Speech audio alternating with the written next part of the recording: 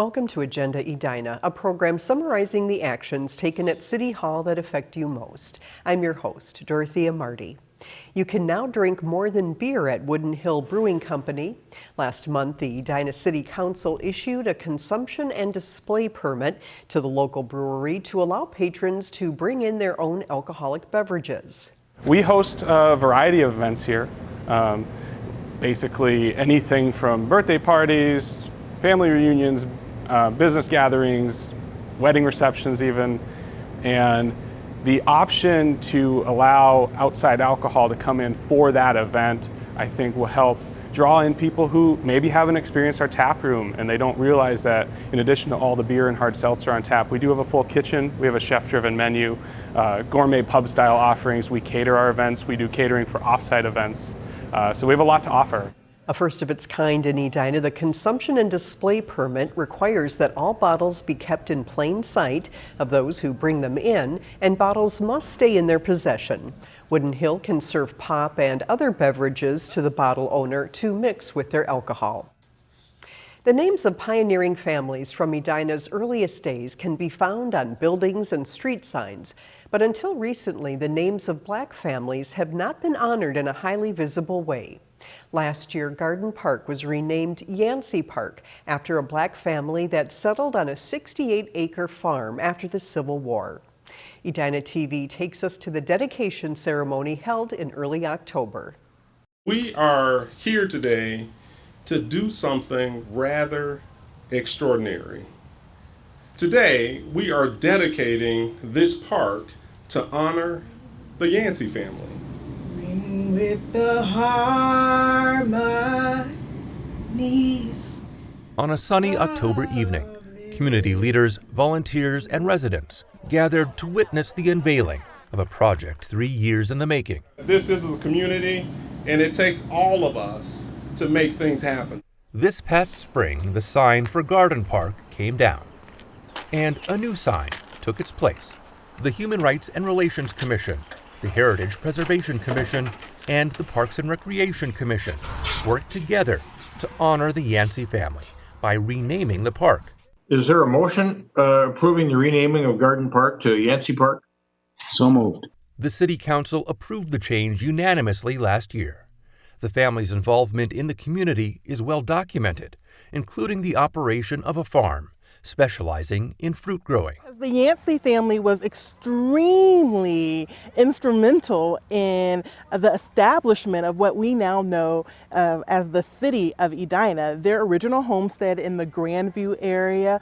Mr. Yancey worked on helping the township of Edina separate from Richfield. Mrs. Yancey served as the first PTA president for what is now Edina Public Schools. Beverly Claiborne, known as BC, Ellen Yancey, and other Black families relocating after the Civil War faced intimidation and obstacles to settling in the Edina area. Those obstacles included the enforcement of racial zoning policies and restrictive racial covenants. While many white city leaders are acknowledged in street names, public parks, and on the walls of City Hall, the erasure of BC and Ellen Yancey perpetuated the idea that Edina has always been a white enclave. That is not the case, and today we right that wrong.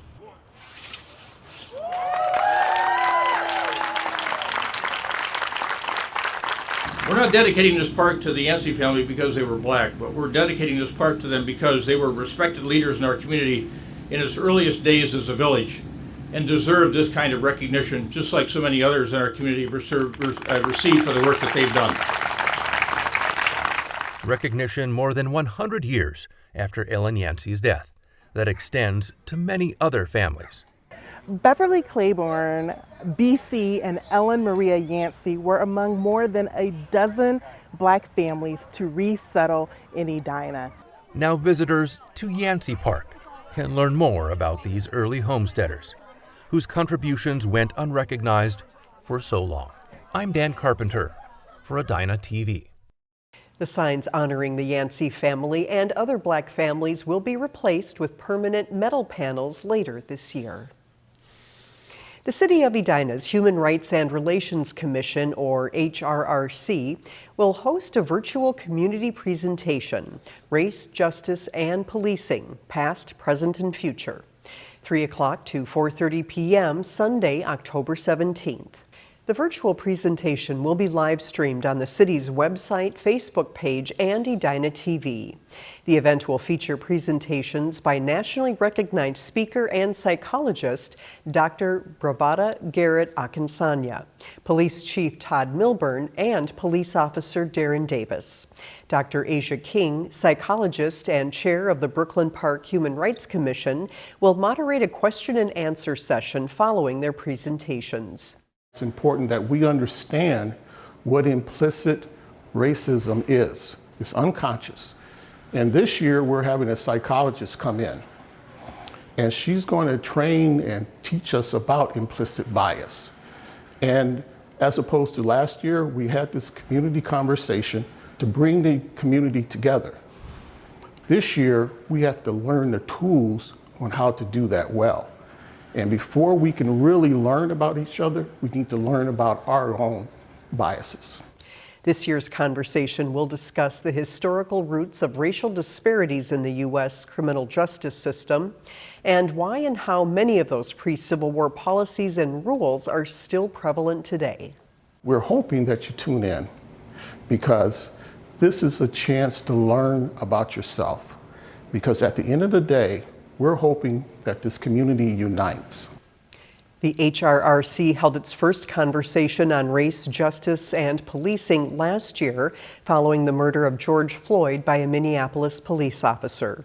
That conversation focused on the personal experiences of 4 Edina residents. The City of Edina continues to closely monitor the spread of the novel coronavirus and is keeping those who live and work here up to date about COVID-19. Please visit edinamn.gov/coronavirus for the latest updates or sign up to receive City Extra emails or text messages. Thank you for watching this episode of Agenda Edina. I'm your host, Dorothea Marty.